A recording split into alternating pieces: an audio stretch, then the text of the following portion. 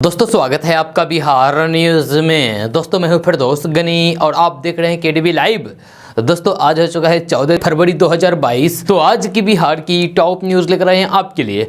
दोस्तों video start करने से पहले आपसे एक रिक्वेस्ट है, अगर आप नए आए हैं इस चैनल पर तो फिर इस चैनल को सब्सक्राइब करके बेल आइकन को भी प्रेस कर दीजिए और साथ में वीडियो को लाइक कर दीजिए, अपने दोस्तों के साथ शेयर भी कीजिए। तो चलिए दोस्तों स्टार्ट करते हैं आज की पूरे बिहार की टॉप न्यूज़। दोस्तों आज बिहार न्यूज़ में सबसे पहले बात करते हैं कि बिहार बोर्ड कक्षा 10वीं के एग्ज़ाम यानी कि मैट्रिक एग्ज़ाम जल्द ही शुरू होने वाले हैं। जब बिहार बोर्ड इंटरमीडिएट परीक्षा 2022 आज यानी कि 14 फरवरी को समाप्त हो जाएगी। इसके बाद मैट्रिक परीक्षा 17 फरवरी 2022 से शुरू हो जाएगी। इस बार बिहार बोर्ड नकल को रोकने के लिए कोई भी कसर नहीं छोड़ना चाहता है। बिहार बोर्ड मैट्रिक परीक्षा का आयोजन 2 पालियों में होगा। दोनों पालियों में छात्रों के लिए विशेष इंतजाम किए गए हैं। इसके अलावा बिहार बोर्ड परीक्षा केंद्र पर कोरोना गाइडलाइंस का भी सख्ती से पालन कराने का आदेश जारी कर दिया गया है। वहीं एग्जाम को लेकर के और भी जरूरी अपडेट जारी किए गए हैं। बिहार बोर्ड मैट्रिक परीक्षा 2022 के छात्रों को दोनों पालियों में एग्जाम देने होंगे। इस दौरान उन्हें अलग अलग कलर की आंसर सीट दी जाएगी। छात्रों को पहली पाली में पिंक कलर की सीट और दूसरी पाली में मेजेंटा कलर की सीट दी जाएगी। छात्रों को एडमिट कार्ड के बिना एंट्री नहीं दी जाएगी। एडमिट कार्ड पर लगाए गए फोटो से छात्रों के चेहरे का मिलान किया जाएगा। इसके अलावा एग्जाम हॉल में कोरोना गाइडलाइंस का पालन भी किया जाएगा। दोस्तों बात करते हैं कि बिहार के 84 लाख उन किसानों के लिए बड़ी और ज़रूरी खबर है जो प्रधानमंत्री किसान सम्मान निधि योजना का लाभ उठा रहे हैं। अब इस योजना का लाभ लेने के लिए किसानों को अब हर वर्ष पेंशनधारियों की तरह लाइफ सर्टिफिकेट अपडेट करना होगा। इसके लिए उन्हें सिर्फ संबंधित पोर्टल पर जाकर के KYC करना होगा। यानी कि अगर आपको भी PM किसान योजना का लाभ मिल रहा है तो फिर आपको भी ये काम करना ही होगा। अगर आप ये काम नहीं करेंगे तो फिर आपको पैसे नहीं मिलेगा। 31 मार्च तक KYC की प्रक्रिया पूरी कर देनी होगी। अगर किसान KYC की प्रक्रिया पूरी नहीं करेंगे तो फिर उन्हें सम्मान निधि का भुगतान नहीं हो पाएगा, यानी कि आपको पैसा नहीं मिलेगा। सरकार की इस नई व्यवस्था में जिन किसानों का मोबाइल नंबर, फोन नंबर आधार से लिंक होगा घर से ही KYC कर सकते हैं। जब पोर्टल पर प्रक्रिया शुरू होते ही उनके मोबाइल पर OTP आएगा। OTP डालने के बाद किसान KYC के लिए जरूरी हर जानकारी पोर्टल पर खुद भर सकते हैं। लेकिन जिनका मोबाइल नंबर आधार से लिंक नहीं होगा उन्हें निकट के सुविधा केंद्र पर जाना होगा। इसके लिए किसानों को 15 रुपये भुगतान करना होगा। दोस्तों बात करते हैं कि कांग्रेस के पूर्व अध्यक्ष राहुल गांधी ने बेरोजगारी के कारण पिछले कुछ वर्षों में हजारों लोगों के आत्महत्या करने से संबंधित खबर को लेकर के शनिवार को सरकार पर निशाना साधा है और आरोप लगाया है कि बेरोजगारी के आपातकाल के लिए मौजूदा सरकार जिम्मेदार है। उन्होंने ट्वीट किया है जिसमें लिखा है कि बेरोजगारी के कारण आत्महत्या बढ़ी और बेरोजगारी किसके कारण बढ़ी? केंद्र सरकार इस बेरोजगारी आपातकाल के लिए जिम्मेदार है। सरकार ने बीते बुधवार को कहा था कि 2018 से 2020 के बीच 16,000 से अधिक लोगों ने दिवालिया होने या फिर कर्ज में डूबे होने के कारण आत्महत्या कर ली, जबकि 9140 लोगों ने बेरोजगारी के चलते अपनी जान दे दी। गृह राज्य मंत्री नित्यानंद राय ने एक सवाल के जवाब में राज्यसभा को यह जानकारी दी है। उन्होंने कहा कि 2020 में 5213 लोगों ने दिवालियापन या फिर कर्ज में डूबे होने के कारण आत्महत्या की, जबकि 2019 में यह संख्या 5908 और 2018 में 4970 थी। दोस्तों अब बात करते हैं कि केंद्रीय मंत्री नितिन गडकरी ने कहा है कि देश में गाड़ी चलाते समय फोन पर बात करना अब अपराध नहीं होगा। यानी कि अब आप गाड़ी चलाते समय फोन पर बात कर सकते हैं। इसके लिए नए नियम बनाए गए हैं जिसमें ड्राइविंग करते वक्त फोन पर बात करने को अपराध की श्रेणी से बाहर रखा गया है। हालांकि इसका मतलब ये नहीं है कि गाड़ी चलाते समय आप फोन को कान में लेकर के बात करें। अगर आप कई अन्य तरह के नियमों का पालन करते हैं तभी आप फोन पर बात कर सकते हैं। नितिन गडकरी ने लोकसभा में दिए गए एक बयान में कहा है कि कार में फोन पर बात करने के लिए कुछ नियमों का पालन करना होगा। बयान के मुताबिक गाड़ी में फोन पर बात करने की अनुमति तभी होगी जब मोबाइल फोन में हैंड्स फ्री लगा होगा। इसका मतलब यह हुआ है कि अगर आप हैंड्स फ्री पर बात करते हैं तो इसके लिए चालान नहीं कटेगा। इसके अलावा फोन कार में रखा हुआ नहीं होना चाहिए। हैंड्स फ्री पर बात करने के लिए फोन का पॉकेट में होना जरूरी है। नितिन गडकरी के बयान का मतलब यह है कि अगर हैंड फ्री पर बात करते समय पुलिस आपका चालान काटेगा तो फिर इसे आप कोर्ट में चुनौती दे सकते हैं। नितिन गडकरी ने कहा है कि अगर ड्राइवर फोन पर हैंड फ्री के माध्यम से बात करता है तो फिर इसे अब दंडनीय अपराध नहीं माना जाएगा। इस स्थिति में में ट्रैफिक पुलिस चालान नहीं करेगी। अगर चालान करती है तो इसे कोर्ट में चैलेंज भी किया जा सकता है। हालांकि आपको बता दूं कि इससे पहले सितंबर 2021 में सड़क परिवहन एवं राजमार्ग मंत्रालय ने कहा था कि गाड़ी चलाते समय भी ड्राइवर सिर्फ नेविगेशन के लिए ही फोन का इस्तेमाल कर सकते हैं, इसमें भी उस स्थिति में जब ड्राइवर का गाड़ी चलाते हुए ध्यान भंग न हो। दोस्तों बात करते हैं कि बिहार में सामुदायिक हेल्थ ऑफिसर की बहाली होने जा रही है, जहां राष्ट्रीय स्वास्थ्य मिशन यानी कि NHM के तहत इनकी बहाली होनी है, जहां इससे बिहार के ग्रामीण क्षेत्र में स्वास्थ्य सुविधाओं को पहुंचाने में सहायता मिलेगी। जहां ये ग्रामीण क्षेत्र में प्राथमिक स्वास्थ्य सुविधाएं पहुंचाने वाले स्वास्थ्य कर्मियों आशा का नेतृत्व करेंगे। स्वास्थ्य विभाग के स्वास्थ्य समिति द्वारा संविदा के आधार पर बहाली की प्रक्रिया शुरू की गई है। 936 पद अनारक्षित है, जबकि 499 पद अनारक्षित महिलाओं के लिए निर्धारित किए गए हैं। विभाग के अनुसार सभी CHO की बहाली के लिए BSc post basic, BSc nursing एवं GNM योग्यता धारकों को अवसर दिया जाएगा। केंद्र या फिर राज्य सरकार द्वारा मान्यता प्राप्त शिक्षण संस्थान से प्राप्त डिग्री ही मान्य होगी। यह 3 मार्च तक ऑनलाइन आवेदन मांगे गए हैं। आवेदन के साथ ही अनारक्षित, पिछड़ा वर्ग, अति पिछड़ा वर्ग और आर्थिक रूप से कमजोर वर्ग यानी कि EWS उम्मीदवारों को 500 रुपये एवं बिहार निवासी अनुसूचित जाति, अनुसूचित जनजाति और महिला आवेदकों को 250 रुपये आवेदन शुल्क के रूप में ऑनलाइन भुगतान करना होगा। दोस्तों बात करते हैं कि बिहार की राजधानी पटना से बड़ी खबर सामने आ रही है। ताजा रिपोर्ट्स के मुताबिक बिहार के पंचायतों में कार्यपालक सहायक की 8067 पदों पर भर्ती की जाएगी। इसको लेकर तैयारियां की जा रही है। बहुत जल्द भर्ती की प्रक्रिया पूरी होगी। खबर के अनुसार जाति, आवासीय, आय और आचरण प्रमाण पत्र बनाने के लिए लोगों को अब प्रखंड के चक्कर लगाने की कोई जरूरत नहीं होगी।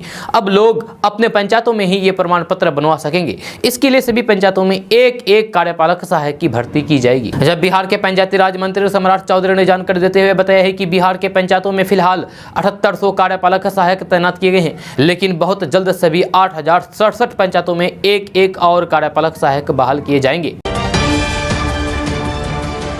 दोस्तों बात करते हैं कि बिहार में रहने वाले लोगों के लिए अच्छी खबर सामने आ रही है। ताजा रिपोर्ट्स के मुताबिक बिहार के पटना, नालंदा, बेगूसराय समेत सभी जिलों में पूरी क्षमता से स्कूल, कॉलेज, कोचिंग का संचालन किया जाएगा।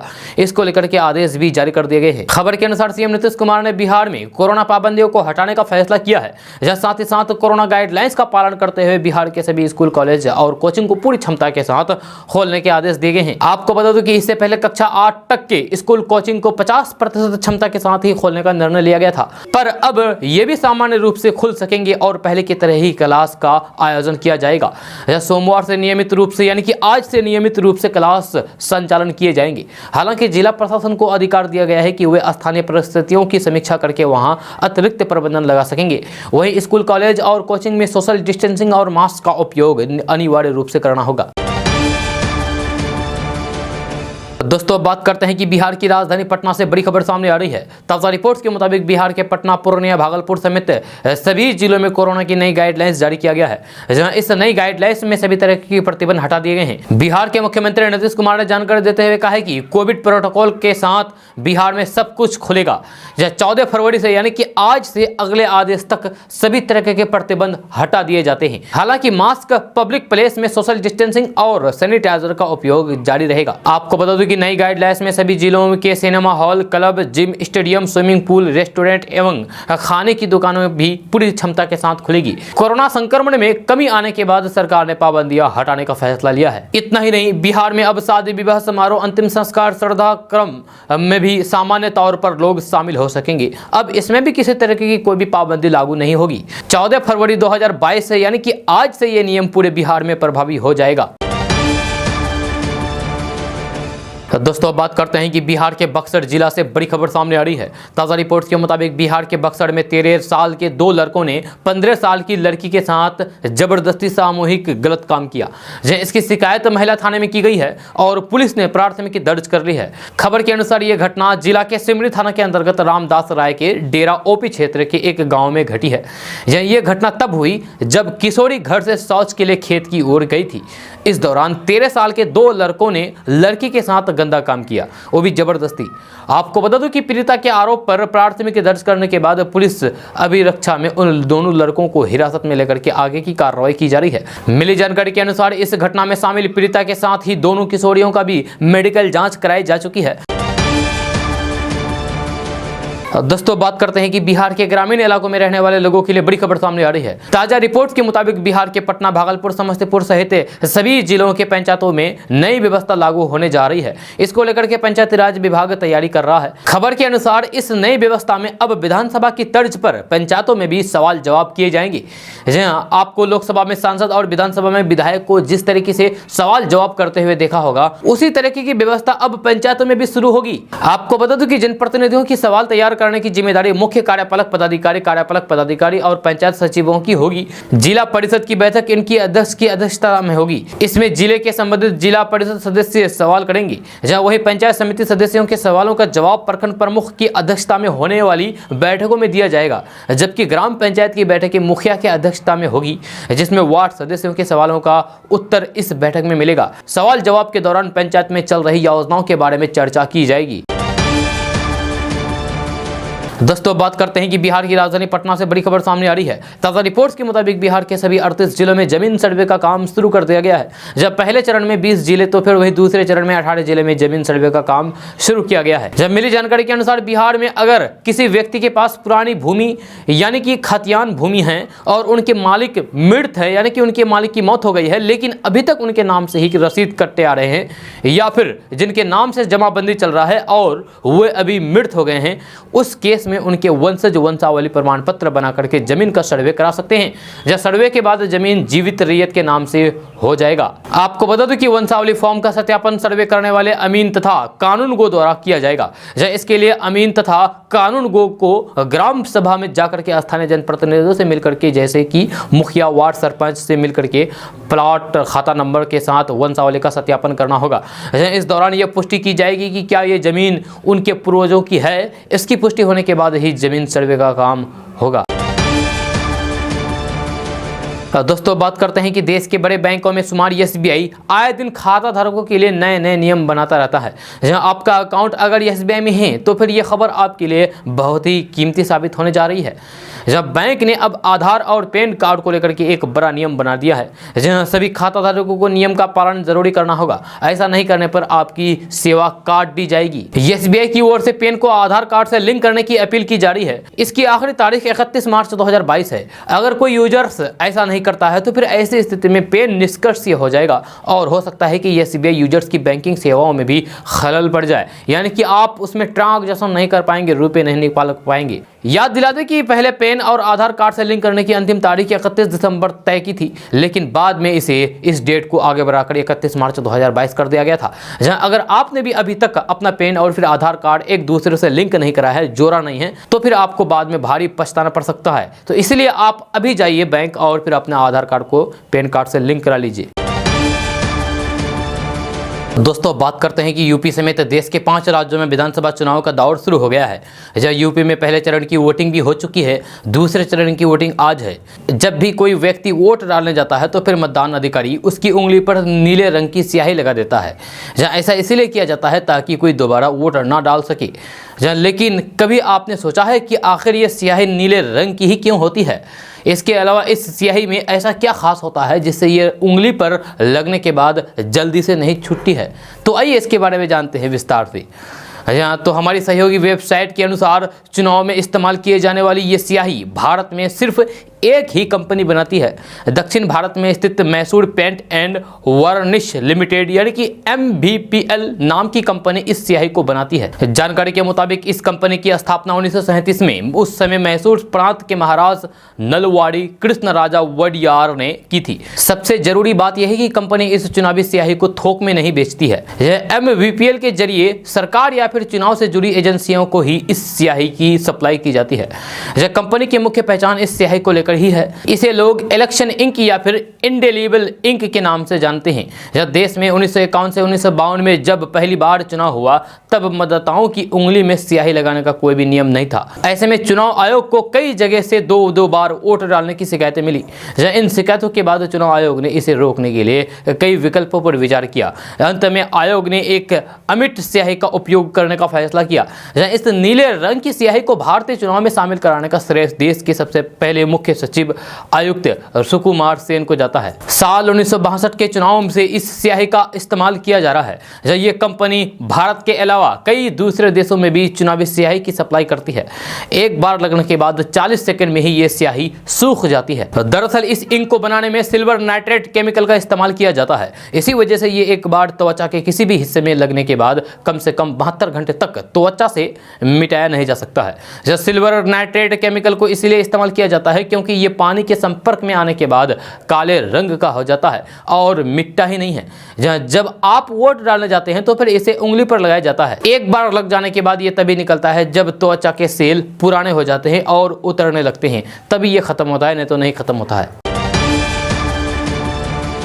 दोस्तों अब बात करते हैं कि लोक जनशक्ति पार्टी रामविलास के अध्यक्ष चिराग पासवान ने कहा है कि 15 फरवरी को उनकी पार्टी की तरफ से बिहार सरकार की नीतियों के खिलाफ आक्रोश मार्च का आयोजन किया जाएगा। इसमें उनके परिवार के लोग भी साथ रहेंगे। चिराग पासवान ने कहा है कि मैं लाठी खाने से डरता हूं और न ही मुझे पानी की बौछार से डर है। हालांकि चिराग पासवान ने कहा है कि मुख्यमंत्री नीतीश कुमार ने पहले ही सारी शक्तियों का प्रयोग कर चुके हैं। उन्होंने मेरे परिवार को तोड़ दिया है, मुझे ही मेरी पार्टी से अलग कर दिया है। उन्होंने कहा है कि मेरे पिता भी 2 बार बिहार बचाओ यात्रा पर निकले थे। दोनों बार उन्होंने बिहार सरकार की नीतियों के खिलाफ संघर्ष किया था। उन्हीं के नक्शे कदम पर बिहार बचाओ मार्च का आयोजन किया जाएगा। इसकी जरूरत भी है। जहरीली शराब से लोगों की मौत हो रही है। पटना के बालिका गृह में छोटी छोटी बच्चियों को देह व्यापार में घसीटा जा रहा है। शिक्षकों छात्रों पर लाठी चलाई जा रही है। SC/ST छात्रावास को जबरन खाली कराया जा रहा है। मार्च के माध्यम से बिहार में राष्ट्रपति शासन लागू करने की मांग की जाएगी। दोस्तों बात करते हैं कि अगर लक्ष्य को भेदना हो तो फिर नजर और एकाग्रता महाभारत के अर्जुन की तरह होनी चाहिए। सफलता की ऊंचाइयों को पाने के लिए कड़ी मेहनत और रातों की नींद गंवानी पड़ती है। ख्वाब तो खुली आंखों से ही पूरे होते हैं। ऐसा ही मजबूत उदाहरण बिहार की एक बेटी ने पेश किया है, जहां किसी के पास एक नौकरी नहीं रहती है। पटना की रहने वाली संप्रीता यादव के पास 4 कंपनियों का ऑफर आया था, लेकिन संप्रीता यादव की मंजिल तो दुनिया की सबसे बड़ी कंपनी में से एक गूगल थी। जब बिहार के इस प्रतिभावान छात्र को गूगल ने 1 करोड़ 10 लाख रुपए का सालाना पैकेज का ऑफर दिया है। इस खबर को सुनते ही संप्रीता यादव के घर में खुशी की लहर दौड़ गई। परिजनों के अलावा इलाके के लोग भी काफी गौरवान्वित महसूस कर रहे हैं। संप्रीता यादव ने दिल्ली टेक्नोलॉजिकल यूनिवर्सिटी से कंप्यूटर साइंस से BTech किया है। जी हाँ, संप्रीता यादव के लिए गूगल की नौकरी पाने का रास्ता आसान नहीं था। बताया जा रहा है कि गूगल का इंटरव्यू 9 राउंड तक चला था। इन सभी राउंड में पटना की लाडली ने सभी सवालों को सही उत्तर दिए थे। इसके बाद ही गूगल ने संप्रीता यादव को इतने बड़े पैकेज वाली नौकरी का ऑफर दिया। वही बताया जा रहा है कि संप्रीता को माइक्रोसॉफ्ट से भी नौकरी का ऑफर मिला था। गूगल में सिलेक्ट होने पर संप्रीता यादव ने बताया है कि गूगल की टीम की तरफ से ऑनलाइन 9 राउंड का इंटरव्यू लिया गया। मैंने इंटरव्यू के लिए कड़ी मेहनत की थी। सभी राउंड में मेरे जवाब से गूगल के अधिकारी संतुष्ट हो गए, जिसके बाद मुझे ये जॉब ऑफर की गई। संप्रीता यादव ने अपनी सफलता के बारे में बात करते हुए कहा है कि अगर आप कुछ बड़ा करना चाहते हैं तो फिर पहले अपना लक्ष्य तय करें और फिर उसके हिसाब से तैयारी करें। अगर आप ऐसा करते हैं तो फिर आपको सफलता जरूर मिलेगी, निश्चित ही मिलेगी। संप्रीता यादव बताती हैं कि उनके लिए पैकेज से बड़ा था, उन्हें लंदन में स्थित गूगल के ऑफिस में काम करने का मौका मिलेगा। जब पैकेज के बारे में तो उन्हें बाद में पता चला। जब मुझे पता चला कि मैं इंटरव्यू में पास हो गई हूं तो मेरी खुशी का ठिकाना ही नहीं रहा। हर सॉफ्टवेयर इंजीनियर का सपना होता है कि वे बड़ी टेक फॉर्म में से किसी एक के साथ जुड़े। मेरे लिए गूगल में नौकरी पाना और वो भी लंदन में एक बेहतरीन एहसास था। अगर व्यक्तिगत रूप से कहूं तो फिर मेरे लिए ये खबर आत्मविश्वास को बढ़ा देने वाला था। दोस्तों बात करते हैं कि पटना मौसम विभाग के मुताबिक बिहार में सामान्य से कम चल रहा औसत तापमान रविवार सोमवार से बढ़ना शुरू हो जाएगा। दरअसल बिहार में पश्चिमी विक्षोभ की संभावना काफी हद तक समाप्त हो गई है। मौसम वैज्ञानिकों के मुताबिक ऐसी स्थिति में अब बिहार में वसंती मौसम महसूस होने लगा है। हालांकि सैद्धांतिक तौर पर वसंत का मौसम फरवरी प्रथम सप्ताह में ही शुरू हो गया था, लेकिन उसका अनुभव अभी तक नदारद है। मौसम वैज्ञानिकों के मुताबिक मध्य फरवरी में पतझड़ का दौर भी अच्छे से देखा जाएगा। इधर रविवार को भी पूरे बिहार में न्यूनतम तापमान सामान्य से 2-4 डिग्री कम और अधिकतम तापमान सामान्य से 1 से 1.5 डिग्री कम रहा। दरअसल पछुआ हवा 8 से 10 किलोमीटर प्रति घंटे की रफ्तार से चल रही है। रविवार को सबसे ठंडा गया शहर रहा, जहां न्यूनतम तापमान 8.2 डिग्री सेल्सियस दर्ज किया गया। वहीं पटना, नालंदा, नवादा, अररिया, बांका, सीतामढ़ी और बेगूसराय में न्यूनतम तापमान 10 डिग्री या फिर इससे कम रहा। हालांकि आज सोमवार की रात के बाद तापमान सामान्य से और बढ़ने लगेगा। आपको बता दूं कि इस साल सर्दियों की अवधि सबसे ज़्यादा रही, जहाँ इतने लंबे समय तक तापमान सामान्य से कम कभी नहीं रहा। जब फिलहाल वसंत का आदर्श तापमान 22 से 24 डिग्री सेल्सियस और रात का तापमान 12 से 15 के बीच माना जाता है। हवा की रफ्तार 10 से 12 किलोमीटर प्रति घंटे मानी जाती है। बिहार में हवा अब गति पकड़ने लगी है। दोस्तों बात करते हैं कि बिहार विधानमंडल के बजट सत्र शुरू होने से पहले बिहार के विधायकों और एमएलसी के लिए एक विशेष कार्यक्रम का आयोजन किया जा रहा है। जब बिहार विधानसभा की ओर से 17 फरवरी को बिहार विधानमंडल के सदस्यों के लिए प्रबोधन कार्यक्रम का आयोजन किया जा रहा है। इस प्रबोधन कार्यक्रम की सबसे बड़ी बात यह होगी कि इसमें लोकसभा अध्यक्ष ओम बिरला मौजूद रहेंगे, जो इस कार्यक्रम का उद्घाटन करेंगे। वहीं मुख्य अतिथियों के रूप में बिहार के मुख्यमंत्री नीतीश कुमार शामिल होंगे। इस प्रबोधन कार्यक्रम को लेकर बिहार विधानसभा के अध्यक्ष विजय कुमार चौधरी ने बताया है कि लोकसभा अध्यक्ष ओम बिरला के साथ राज्यसभा के उपसभापति हरिवंश जी ने भी प्रबोधन को संबोधित करने की सहमति दे दी है। जहां सभी विधायकों, बिहार विधान परिषद के सदस्यों तथा बिहार के लोकसभा सदस्यों को प्रबोधन कार्यक्रम में शामिल होने का निमंत्रण भेजा जा रहा है। दोस्तों बात करते हैं कि भोजपुरी गायक भाजपा सांसद मनोज तिवारी बिहार खादी के ब्रांड एम्बेसडर होंगे। वे बिहार के हथकरघा और हस्तशिल्प को लोकप्रिय बनाने में भी योगदान देंगे। उद्योग मंत्री सैयद शाहनवाज हुसैन की अध्यक्षता में हुई बैठक में इस पर सहमति बनी है। मौके पर मनोज तिवारी भी मौजूद थे। उद्योग भवन में बैठक के बाद मनोज तिवारी शाहनवाज हुसैन के साथ खादी मॉल भी गए, जहाँ वहाँ बिहार के बुनकरों द्वारा निर्मित उत्पादकों को देखने के साथ ही खादी का कुर्ता और अन्य सामान की खरीदारी की। सैयद शाहनवाज हुसैन ने कहा कि एक कलाकार और नेता दोनों के रूप में मनोज तिवारी की लोकप्रियता जबरदस्त है। आज हमने बिहार की खादी, हैंडलूम और हैंडीक्राफ्ट का ब्रांड एम्बेसडर बनाने पर इनसे सहमति ली है। जल्द इन्हें आधिकारिक तौर पर ब्रांड एम्बेसडर बनाया जाएगा। जहां भी खादी, हैंडलूम या फिर हैंडीक्राफ्ट से जुड़ा कार्यक्रम होगा, वहां मनोज तिवारी इसके प्रचार प्रसार में योगदान देंगे। मनोज तिवारी ने कहा है कि खादी पहले से ही ब्रांड है, लेकिन हम लोग इसे और आगे बढ़ाने के लिए थोड़ा भी योगदान कर सकेंगे तो फिर मेरे लिए ये सौभाग्य से कम नहीं होगा। खादी मॉल में मनोज तिवारी और शाहनवाज हुसैन ने चरखा भी चलाया और गांधी जी की प्रतिमा पर माल्यार्पण करके उन्हें नमन किया। दोस्तों बात करते हैं कि इंजीनियरिंग की पढ़ाई क्षेत्रीय भाषाओं में शुरू किए जाने के बाद अब मेडिकल की पढ़ाई भी अंग्रेजी भाषा के साथ साथ क्षेत्रीय भाषाओं में शुरू करने पर विचार किया जा रहा है। राष्ट्रीय चिकित्सक आयोग की हाल ही में हुई बैठक में इस पर चर्चा हुई। इस बैठक में तैयार चर्चा का मसौदा विभिन्न पक्षों की राय जानने के लिए जारी किया गया है। मसौदे में कहा गया है कि चिकित्सा शिक्षा को 2 भाषाओं में शुरू करने का नया प्रस्ताव बैठक में आया है। इसका मतलब यह है कि अंग्रेजी के साथ साथ एक स्थानीय भाषा में भी मेडिकल की पढ़ाई शुरू की जाए। ये देश के अलग अलग हिस्सों में अलग अलग हो सकती है। मसलन ओडिशा में अंग्रेजी के साथ ओडिया, उत्तर प्रदेश में अंग्रेजी के साथ हिंदी और तमिलनाडु में अंग्रेजी के साथ तमिल भाषा हो सकती है। तो दोस्तों बात करते हैं कि आरजेडी की राष्ट्रीय कार्यकारिणी की बैठक और फिर पार्टी सदस्यता अभियान की शुरुआत करने के बाद लालू प्रसाद यादव कल पटना से रांची के लिए रवाना हो गए। जब लालू प्रसाद यादव 14 फरवरी यानी कि आज झारखंड के पार्टी नेताओं के साथ बैठक करेंगे, जबकि कल 15 फरवरी को वे सीबीआई कोर्ट में पेश होंगे, जहां चारा घोटाले के डोरांडो केस मामले में फैसला आना है। रांची एयरपोर्ट पर कार्यकर्ताओं ने उनका भव्य स्वागत किया। मिली जानकारी के अनुसार कल 15 फरवरी का दिन लालू प्रसाद यादव के लिए काफी अहम है। इस फैसले पर यह निर्भर करेगा कि वे खुली हवा में सांस लेते रहेंगे या फिर उन्हें जेल जाना पड़ेगा, क्योंकि देश के बहुचर्चित चारा घोटाले के एक डोरांडो ट्रेजडी मामले पर कल फैसला होना है। इसमें आरजेडी सुप्रीमो लालू प्रसाद यादव सहित 99 आरोपियों को सीबीआई के विशेष जज एस के शशि की अदालत में सशरीर उपस्थित होने का आदेश दिया गया है। 15 फरवरी को कोर्ट के पास पेश होने के पहले लालू प्रसाद यादव 14 फरवरी को झारखंड में पार्टी नेताओं के साथ बैठक करेंगे। दोस्तों बात करते हैं कि बिहार की राजधानी पटना से अच्छी खबर सामने आ रही है। ताज़ा रिपोर्ट्स के मुताबिक बिहार में गंगा नदी पर 11 पुलों का निर्माण कार्य चल रहा है। बहुत जल्द इन पुलों का निर्माण कार्य पूरा कर लिया जाएगा। इससे बिहार के लोगों को सबसे ज्यादा फायदा होगा। आपको बता दूं कि बिहार में गंगा नदी पर 7 पुलों पर आवागमन जारी है। इसमें महात्मा गांधी सेतु, मोकामा, राजेंद्र सेतु, विक्रमशिला सेतु, बक्सर पुल, जेपी सेतु, आरा छपरा पुल और मुंगेर रेल शामिल है। बहुत जल्द अन्य पुलों का निर्माण किया जाएगा। दोस्तों बात करते हैं कि बिहार के बेगूसराय से एक मामला सामने आया है, जहां हत्या के आरोपी युवक की बहु भोज में बुला करके मार करके हत्या कर दी। यह आरोप है कि बहु भोज में खाना खाने के बाद जैसे ही दिलीप यादव निकलने लगा, तभी 4 से 5 की संख्या में बदमाश पहुंच गए और उसे पकड़ करके गोली मार दी, जिससे उसकी मौके पर ही मौत हो गई। घटना बेगूसराय के बलिया थाना क्षेत्र के मुसेचक गाँव की है, जहाँ बताया जा रहा है कि मुसेचक गाँव निवासी दिलीप यादव को गाँव के ही एक शादी समारोह के बाद आयोजित बहु भोज में साजिश करके बुलाया गया, आरोप है कि बहुभोज में खाना खाने के बाद जैसे ही दिलीप यादव निकलने लगा तभी 4 से 5 की संख्या में बदमाश पहुंच गए और उसे पकड़ करके गोली मार दी, जिससे उसकी मौके पर ही मौत हो गई। जब मृतक के परिजनों का आरोप है कि दिलीप यादव के पिता की हत्या कुछ साल पहले की गई थी। उसके बाद 2020 में रोबिन यादव की हत्या कर दी गई थी, जिसमें दिलीप यादव को भी आरोपी बनाया गया था। अब दिलीप यादव की साजिश करके भोज में बुलाया गया और फिर रोबिन यादव के परिजनों और रिश्तेदारों के द्वारा इस घटना को अंजाम दिया गया। दोस्तों बात करते हैं कि फोर्ब्स और ब्लूमबर्ग के अनुसार मोदी जी के चहेते गौतम अडानी अब केवल भारत ही नहीं बल्कि एशिया के भी सबसे अमीर कारोबारी बन गए हैं।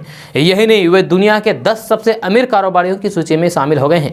अब गौतम अडानी की संपत्ति की कीमत 88.5 अरब डॉलर तक पहुंच गई है। जब पिछले साल के दौरान ही जब पूरा देश आर्थिक तंगी से जूझ रहा था तब अडानी की संपत्ति में 12 अरब डॉलर बढ़ गए थे। जब गौतम अडानी दरअसल पूंजीवाद की उस हद तक बैठे हैं जहां सिर्फ और सिर्फ मुनाफा मायने रखता है और मुनाफे के लिए यदि देश को लूटना पड़े, नरसंहार करना पड़े तब भी उन्हें जायज लगता है। जग जाहिर है, यानी कि सभी जानते हैं कि साल 2014 के लोकसभा चुनाव के समय गौतम अडानी ने नरेंद्र मोदी का प्रत्यक्ष और अप्रत्यक्ष रूप से खूब साथ दिया था। यह उनके व्यवसाय का एक इन्वेस्टमेंट था, क्योंकि वे जानते थे कि नरेंद्र मोदी पक्के व्यक्तिवादी हैं, पूंजीवादी विचारधारा के हैं, राजनीतिक मुनाफे के लिए किसी भी हद तक जा सकते हैं और वही अकेले पूरे सरकार हैं। सरकार की सभी नीतियां वही अकेले तय करते हैं। जाहिर है, मोदी जी के प्रधानमंत्री बनते ही गौतम अडानी का सारा कारोबार नए सिरे से उभरने लगा।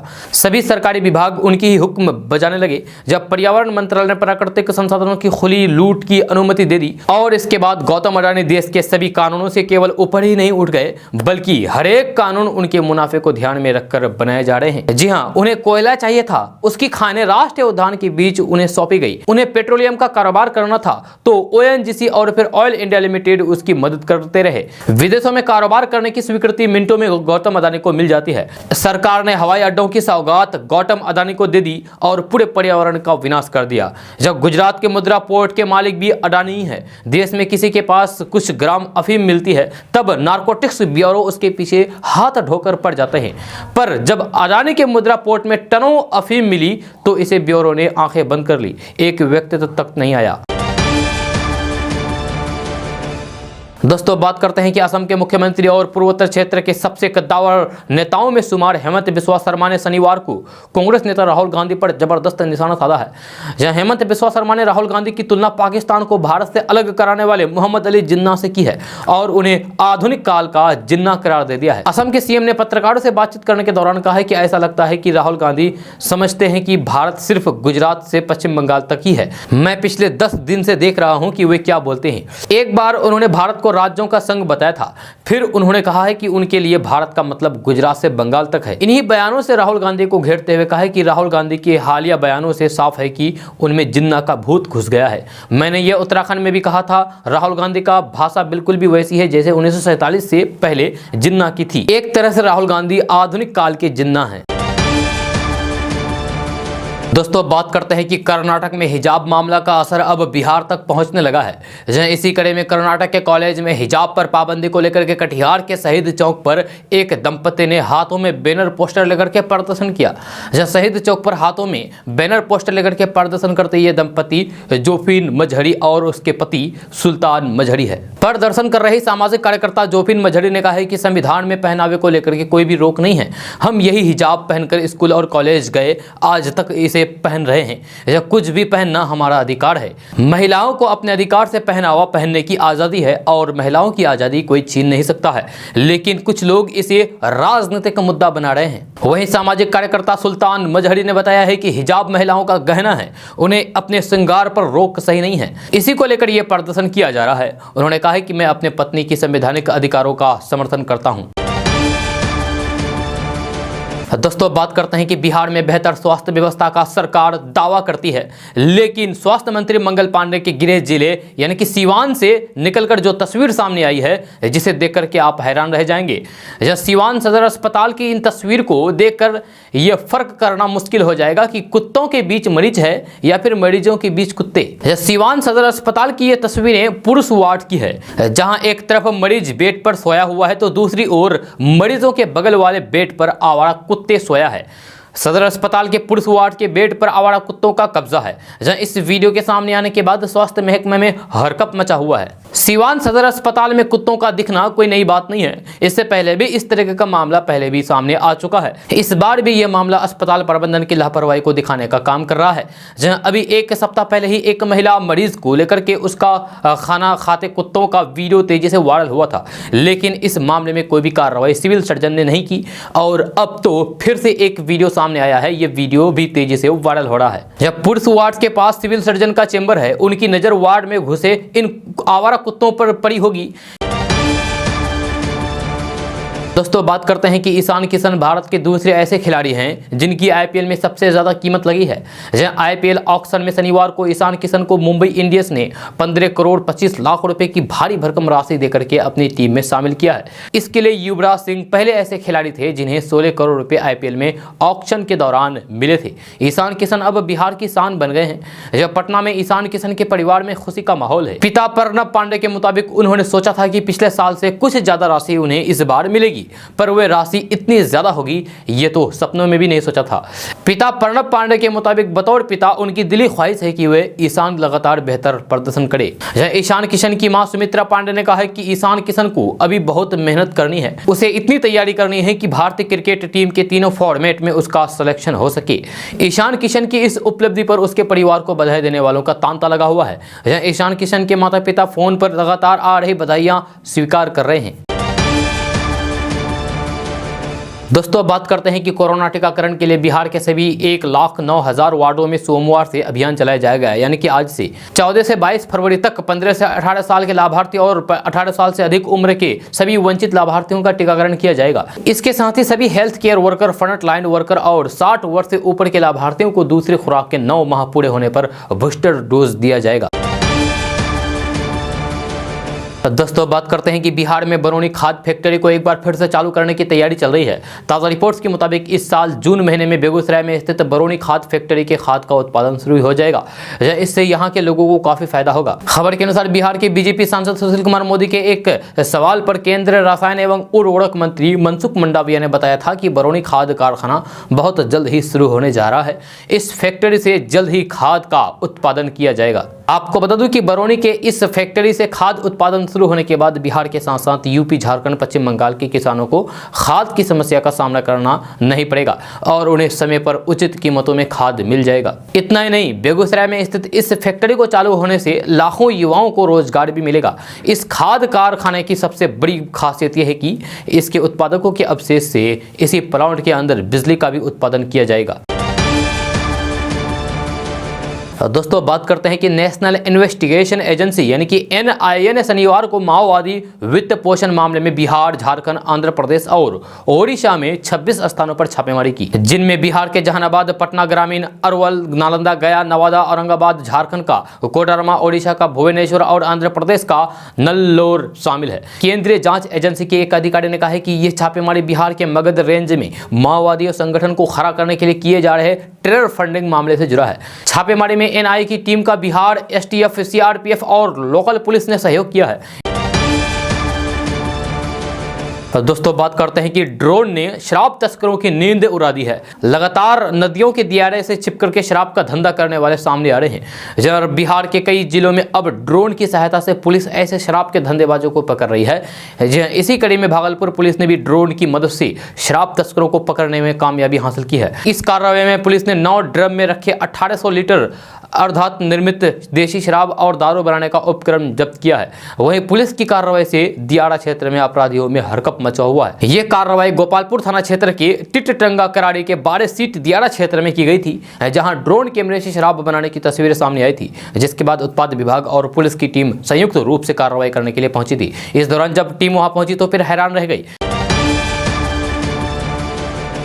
दोस्तों बात करते हैं कि बिहार में बड़े पैमाने पर पुलिस अफसरों की प्रोन्नति की शुरुआत की गई है। जहां सर्वोच्च न्यायालय के फैसले के बाद बिहार पुलिस मुख्यालय ने इसको लेकर के सभी डीजी, एडीजी, आईजी और डीआईजी को पत्र लिखकर के 15 दिन के भीतर निरीक्षक और समकक्ष कोटि के पुलिस अफसरों की सर्विस बुक अपडेट कराने का निर्देश दिया है। दोस्तों बात करते हैं कि आरजेडी की टिकट से विधायक और सांसद बनना और ज़्यादा मुश्किल हो गया है। जहां आरजेडी ने 12 फरवरी से सदस्यता अभियान की शुरुआत की है। पटना में आरजेडी सुप्रीमो लालू प्रसाद यादव की उपस्थिति में इसकी शुरुआत की गई है। इस दौरान लालू प्रसाद यादव ने पार्टी से जुड़े कई मुद्दों को लेकर के नेताओं और कार्यकर्ताओं के समक्ष दो टूक राय रखी है। खासकर राजद से चुनाव लड़ने के इच्छुक उम्मीदवारों के लिए लालू प्रसाद यादव ने बड़ी डिमांड रखी है। उन्होंने साफ तौर पर कह दिया है कि अगर राजद से सांसद और विधायक का टिकट पाना है तो उनकी शर्तों को पूरा करना होगा। जो नेता लालू प्रसाद की शर्तों पर खरा उतरेंगे उन्हें ही राजद आगामी चुनाव में टिकट देने के बारे में सोचेंगे। दरअसल लालू प्रसाद यादव की यह शर्त राजद के संगठनों को सशक्त करने से जुड़ी है। उन्होंने कहा है कि जो नेता कार्यकर्ता राजद के लिए ज्यादा से ज्यादा सदस्य बनाएगा, पार्टी के लिए बेहतर काम करेगा और पार्टी को प्रोत्साहित करेगा, उसे ही आगामी चुनाव में राजद का लोकसभा एवं विधानसभा का टिकट दिया जाएगा। लालू प्रसाद यादव की यह शर्त राजद के उस लक्ष्य को पूरा करने में मददगार साबित हो सकता है जिसमें पार्टी ने इस साल 1 करोड़ सदस्य बनाने का लक्ष्य रखा है। यह साथ ही इसी बहाने राजद से ज्यादा लोगों को जोड़ने में भी पार्टी को सफलता मिलेगी। दोस्तों आज का न्यूज़ बस यहाँ तक। कैसा लगा जरूर अपना सुझाव दीजिएगा नीचे कमेंट बॉक्स में कमेंट करके। अगर आप नए आए हैं इस चैनल पर तो फिर चैनल को सब्सक्राइब करके बेल आइकन को भी प्रेस कर दीजिए और साथ में वीडियो को लाइक कर दीजिए, अपने दोस्तों के साथ शेयर भी कीजिए। तो चलो दोस्तों फिर मिलते हैं नेक्स्ट वीडियो में, तब तक के लिए जय हिंद जय बिहार।